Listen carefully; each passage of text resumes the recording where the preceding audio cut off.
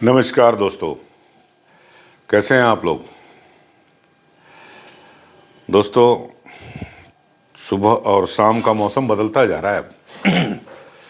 सुबह ठंड लग रही है हल्की हल्की, शाम को भी टेम्परेचर डाउन हो जा रहा है। जाड़े की शुरुआत हो गई, छठ बीत गया, दिवाली बीत गई और दिवाली छठ में दूसरे अर्घ से ही जो है वो स्वेटर निकलना प्रारंभ हो जाता है रात में। तो इस बार मलमास था, सावन में 2 महीने का सावन था, तो इस लिहाज से जो है ठंड शुरू होने का समय तो आ ही गया है। लेकिन इस बदलते मौसम में अपना ख्याल रखना भी ज़रूरी है, नहीं तो तमाम तरह की दिक्कतें भी आती हैं, तो उसका ख्याल रखिएगा। चलिए शुरू करते हैं आज की बात, भोर की बात। और सबसे पहले एक खबर बड़ी दुखद है। मैंने अपने ट्विटर पेज पे, मतलब एक्स पेज पे और दूसरी जगहों पे डाला भी था कल। ये एक श्वेता श्रीवास्तव हमारे यहाँ लखनऊ पुलिस में पीपीएस अफसर हैं, उनके 9 साल के बेटे का कल एक बड़े ही दुखद हादसे में देहांत हो गया। हादसा बड़ा ही दुखद हुआ। उनका बेटा नेमिस, जो 9 साल का था, क्लास 3 का स्टूडेंट, सेंट फ्रांसिस का,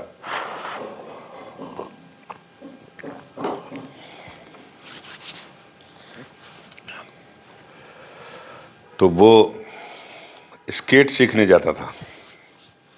उसकी माँ भी साथ में जाती थी, कोच भी था साथ में। और लखनऊ में जनेश्वर में इस पार्क के पास G20 एक सड़क है, काफ़ी चौड़ी सड़क है, और वहीं वो सीखता था डेली स्केटिंग।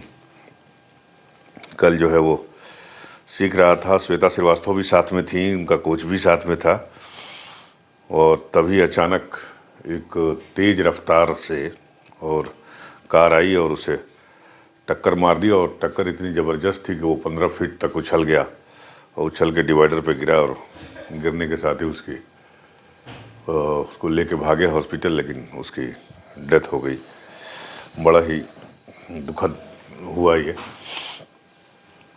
और कल पूरे लखनऊ में सारा दिन यही चर्चा थी कि किस तरह जो है सीवी वाले और कार वाले जो है वो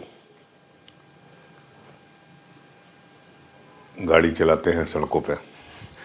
बताया जा रहा है कि वो एसयूवी जो है 150 किलोमीटर प्रति घंटे की रफ्तार से चल रही थी उस समय जब उसने नेमिस श्रीवास्तव को टक्कर मारी। और दोनों चलाने वाले के दोनों को अरेस्ट कर लिया गया है। पुलिस ने तकरीबन 2 दर्जन सीसीटीवी कैमरों की छानबीन की, तो वहाँ से वो पकड़ा गया। और उसमें से एक जो है पूर्व जिला पंचायत अध्यक्ष का बेटा है और दूसरा जो है उसका दोस्त है। दोनों के बीच में बाजी लगी थी गाड़ी तेज चलाने की। सुबह 4 बजे गाड़ी लेकर निकल गए थे अपनी बाजी को पूरा करने के लिए, और 150 किलोमीटर की रफ्तार से गाड़ी चला रहे थे। तो ये हाल है, क्या कह सकते हैं। वो इकलौता बेटा, उनका घर का चिराग, वो अब उनके बीच नहीं रहा। सोचिए एक माँ के ऊपर क्या गुजरी होगी जब उसके आंखों के सामने उसके कलेजे के टुकड़े ने दम तोड़ दिया होगा। ऐसे लोगों के ऊपर कोई कानून, सख्त कानून लागू होता है या नहीं, ये बताना बड़ा मुश्किल है। लेकिन कोई ना कोई कानून तो होना चाहिए शहर में गाड़ी चलाने के लिए। गाड़ी की रफ्तार कितनी है, और रफ्तार अगर तेज़ है तो जो सीसीटीवी कैमरे लगे हैं स्कैन करते हैं, तो उनके ऊपर जुर्माना या सज़ा कुछ इस तरह का प्रावधान होना चाहिए। मेरे कहने का मतलब कि कड़े कानून होने चाहिए, ताकि लोग जो है कम से कम शहर में नियंत्रित स्पीड में गाड़ी चलाएं। बहरहाल जो भी हुआ बड़ा दुखद है। ये देखिए खबर भी छपी है इसमें, फर्स्ट फ्रंट पेज पे है नवभारत में, नवा टाइम्स में। अब आते हैं उत्तराखंड टनल हादसे में 10 दिन से सुरंग में फंसे मजदूरों की पहली झलक दिखाई दी है। पाइप से टनल के अंदर पहुंचा कैमरा, सामने आया वीडियो। उत्तराखंड के उत्तरकाशी में सिलक्यारा बाराकोट के बीच बन रही सुरंग में 10 दिनों से फंसे मजदूरों की पहली झलक देखी गई। मंगलवार सुबह सुरंग में फंसे श्रमिकों तक एंडोस्कोपिक फ्लैक्सी कैमरा पहुंचाया गया, जिसने पहली बार टनल के भीतर की तस्वीरें सामने आईं।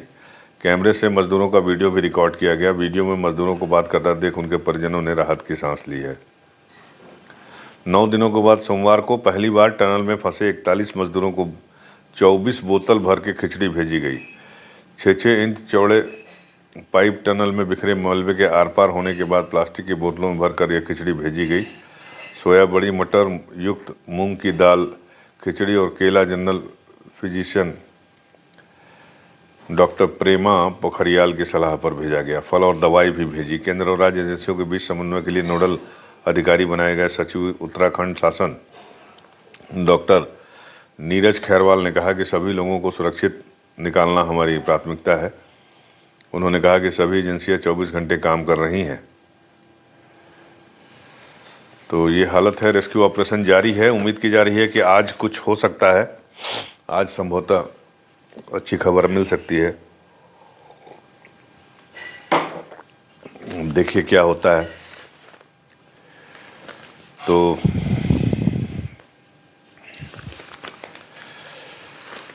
पहाड़ पे खिलवाड़ का यही सब असर होगा। पहाड़ों में अगर प्लान्ड डेवलपमेंट नहीं किया जाएगा।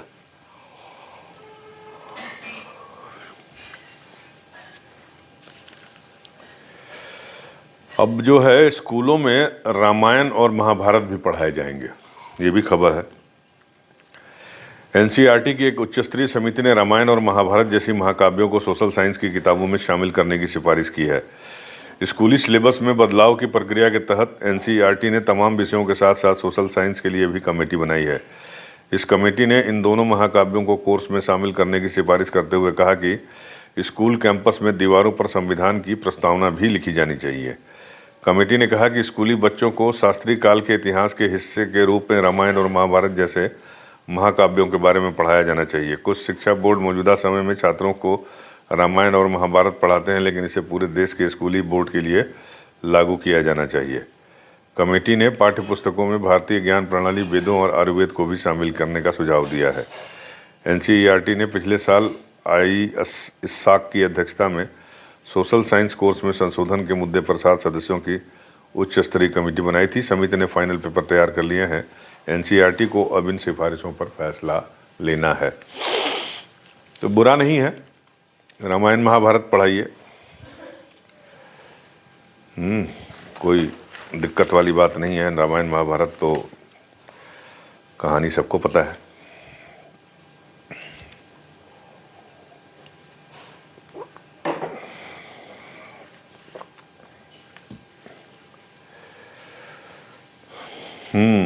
बिहार में सरकारी नौकरियों और शिक्षा संस्थानों में कोटा 65% करने का रास्ता साफ हो गया है। गवर्नर राजेंद्र विश्वनाथ आर्लेकर से सहमति मिलने के बाद नीतीश कुमार सरकार ने मंगलवार को कोटा बढ़ाने की गजट अधिसूचना जारी कर दी।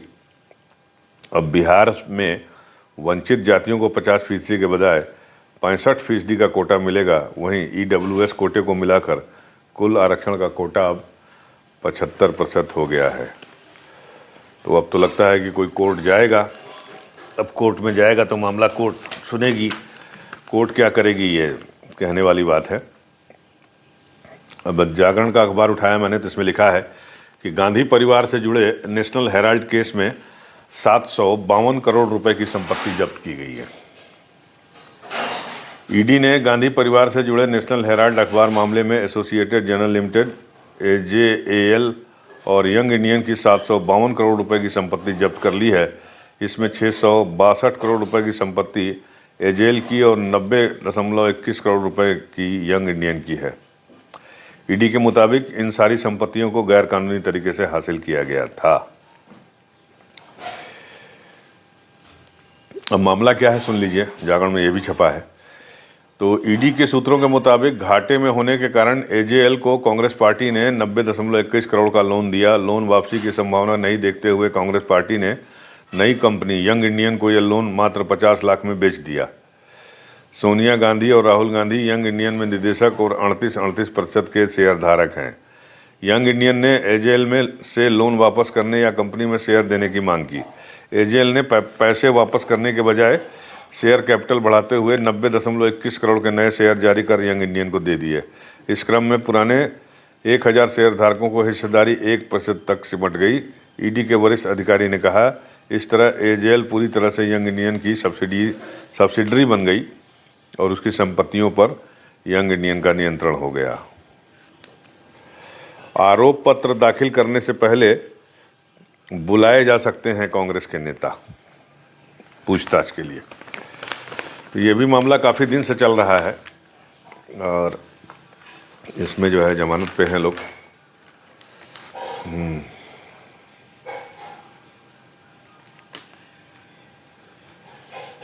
इसमें भी यही लिखा हुआ है कि 150 की रफ्तार से कार भगाने की होड़ में एएसपी के बेटे को मार डाला।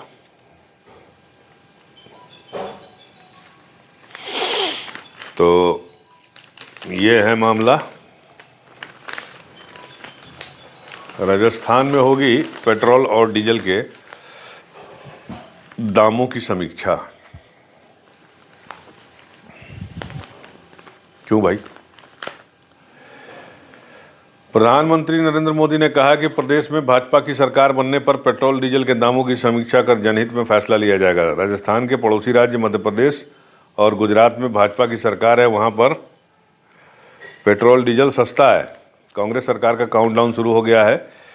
किसी भी कोने में कांग्रेस नहीं बचनी चाहिए। देखते देखते यहां से भी 3 दिसंबर को कांग्रेस सरकार छूमंतर हो जाएगी। उन्होंने कहा कि राजस्थान में दंगाई जेल की जगह मुख्यमंत्री आवास में रेड कारपेट पर चल रहे हैं। सरेआम गला काटा जा रहा है। समाज विरोधी ताकतों के हौसले बुलंद है। कांग्रेस के मंत्री दंगाइयों और महिलाओं पर अत्याचार करने वालों के साथ मजबूती के साथ खड़े हैं। रामनवमी, हनुमान जयंती और होली जैसे त्यौहार दंगों की भेंट चढ़ जाते हैं, कर्फ्यू लगाए जाते हैं, लेकिन पॉपुलर फ्रंट ऑफ इंडिया की रैली बंदोबस्त से करवाई जाती है। तो ये है। उसके बाद प्रधानमंत्री नरेंद्र मोदी ने जो है जयपुर में मेगा रोड शो भी किया। रोड शो में वह खुली जीप में सवार होकर हाथ हिलाकर लोगों का अभिवादन करते रहे। रोड शो के दौरान सड़क के दोनों तरफ बड़ी संख्या में खड़े लोगों ने उन पर फूल बरसाकर उनका स्वागत किया। रोड शो में मोदी ने 4 किलोमीटर तक का सफ़र जिस इलाके से किया वह 3 अलग अलग विधानसभा क्षेत्रों को छूता है। राजस्थान के बारां में मंगलवार को जनसभा में प्रधानमंत्री मोदी और पूर्व मुख्यमंत्री वसुंधरा राजे का स्वागत पुष्पमाला पहनाकर किया गया। वसुंधरा राजे को लेकर जो है उनके भविष्य को लेकर तमाम तरह की चर्चाएं जारी हैं। अब तो ये 3 दिसंबर को पता चलेगा कि राजस्थान में सरकार किसकी बन रही है। उसके बाद ही गहलोत जी और वसुंधरा जी का भविष्य जो है वो तय होगा। तो कांग्रेस आएगी तो करीब करीब गहलोत का बनना तो तय ही माना जा रहा है अभी तक, अगर कुछ विशेष परिवर्तन नहीं हुआ तो। लेकिन अगर बीजेपी आई तो वसुंधरा चीफ मिनिस्टर बनेंगी नहीं बनेंगी, इसमें अभी तमाम तरह के सवाल हैं।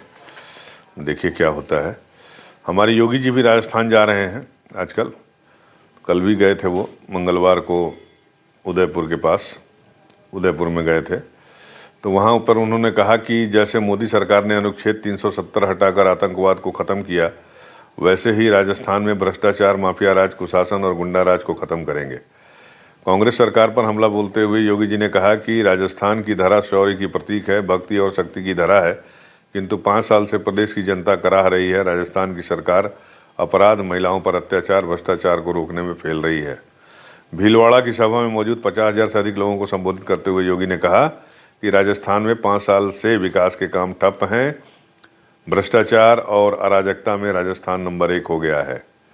देश में सबसे महंगी बिजली, पेट्रोल, डीजल राजस्थान के अलावा और कहीं नहीं है।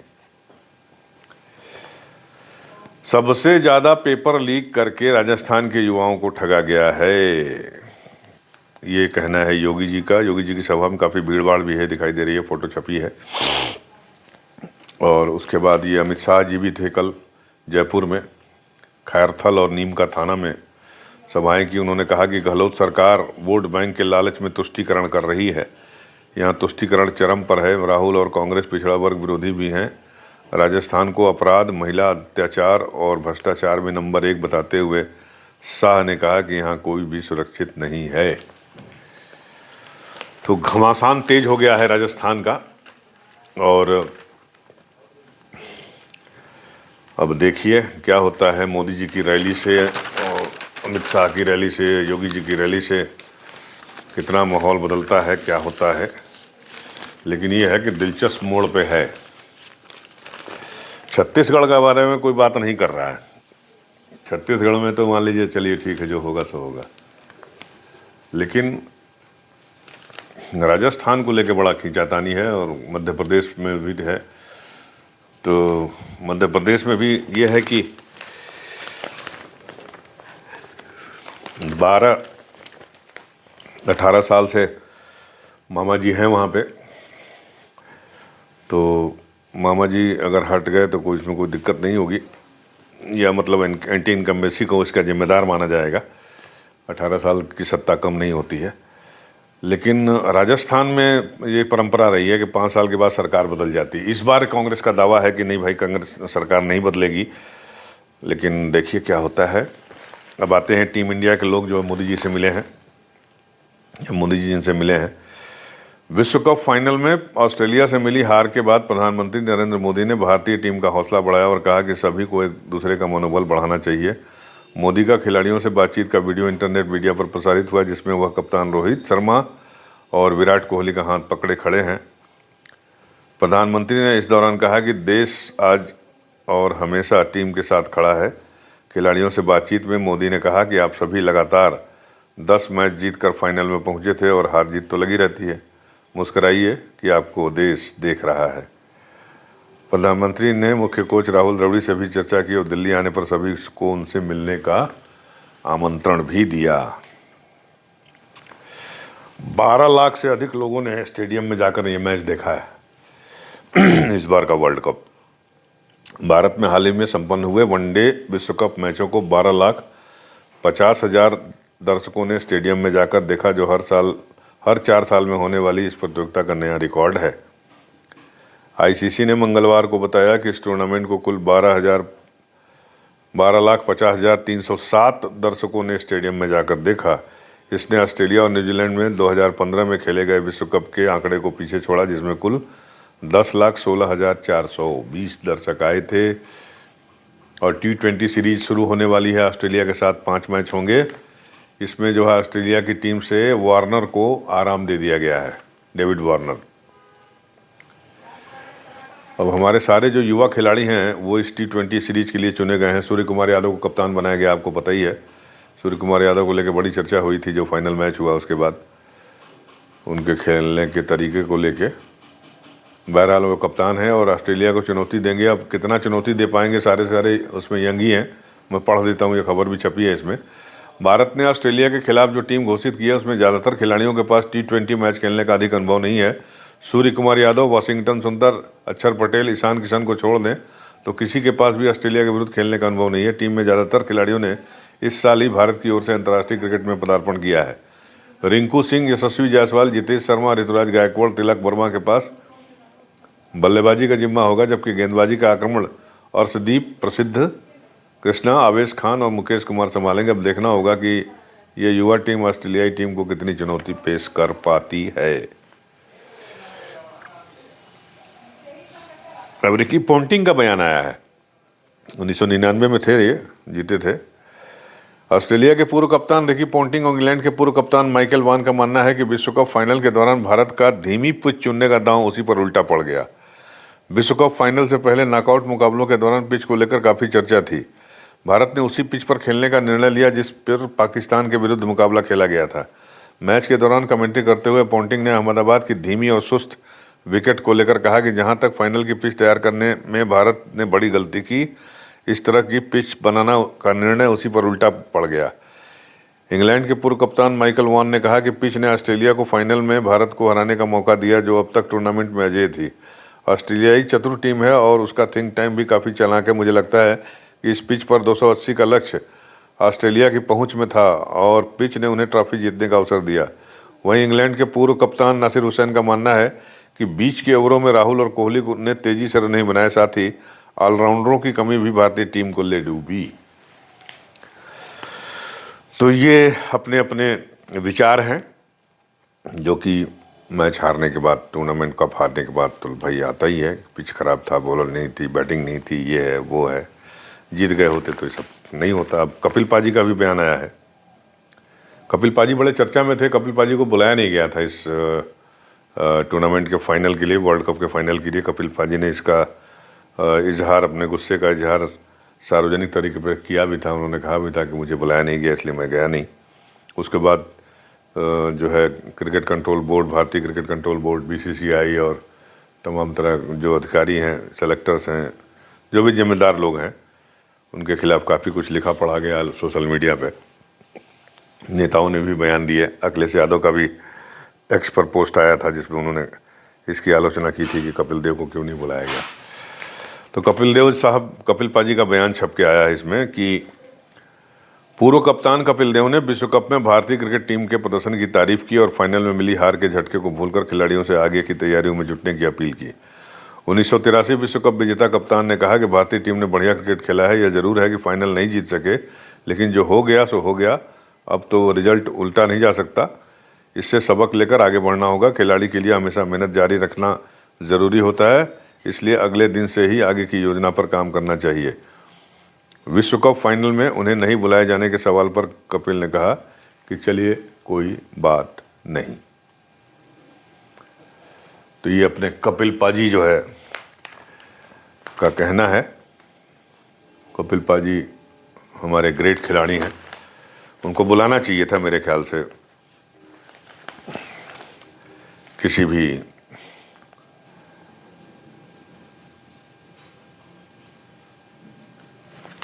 उनको भी बुलाना चाहिए था, धोनी को भी बुलाना चाहिए था, महेंद्र सिंह धोनी को। महेंद्र सिंह धोनी को भी नहीं बुलाया गया। जरा अंग्रेजी अखबार देख लेते हैं क्या निकला है हिंदू में, कुछ निकला है कि नहीं निकला है। हिंदू अखबार में कुछ खबर अलग सा निकल जाता है, तो आइए देखते हैं क्या है। First visuals of 41% trapped in tunnel emerge. ये तो मैं बता चुका हूँ खबर आपको। अब देखिए गाजा और हमास में जो हो रहा है, गाजा में जो लड़ाई हो रही है हमास और इजराइल के बीच, उसके बारे में खबर इसने फ्रंट पेज पे छापी है कि Netanyahu Hamas chief hint at deal on Gaza truce. तो हो सकता है युद्ध विराम हो जाए, कुछ देर के लिए हो जाए तो अच्छा है। बहुत लोग मारे जा रहे हैं बेचारे। एक लाइन में अंग्रेजी में पढ़ देता हूँ इसको। राइटर्स के हवाले से खबर छपी है ये हिंदू में। The leader of Hamas Ismail Haniyeh said on Tuesday that a truce agreement with Israel was close, and Prime Minister Benjamin Netanyahu said he hoped for good news soon about hostage, the most optimistic signals so far of a deal to pause fighting and free captives. होना भी चाहिए, बेचारे 1.5 महीने से कब्जे में है Hamas के इजरायली बंधक। युद्ध भी समाप्त होना चाहिए, युद्ध भी बंद होना चाहिए, एक एमिकेबल सॉल्यूशन निकलना चाहिए। युद्ध किसी समस्या का समाधान नहीं है। 2 साल से लड़ रहे हैं रूस और यूक्रेन, आपको तो पता ही है। कुछ हुआ क्या? सब भाग गए जितने वो यूक्रेन के सहयोगी थे, यूरोपीय यूनियन वाले और कौन कौन, अमेरिका से लेके, वो कुछ नहीं हुआ। उधर रसिया का साथ देने वाले भी कुछ नहीं हुआ। झेल रही है दोनों की जनता, रूस की और यूक्रेन की। यूक्रेन तो तबाह हो गया और अभी तक लड़ाई चल रही है। तो ऐसे ये भी लड़ाई चलती रहेगी हमेशा, वैसे भी चल रही है 1948 से। चलिए साहब, तो आज के इस वीडियो में बस इतना ही। उम्मीद है कि आप हमें पसंद करते होंगे, हमारे चैनल को लाइक करते होंगे। नहीं लाइक किया, नहीं सब्सक्राइब किया तो कर दीजिए प्लीज़, और अपना प्यार बनाए रखिए। मिलते हैं फिर आपसे अगली वीडियो में, तब तक के लिए नमस्कार।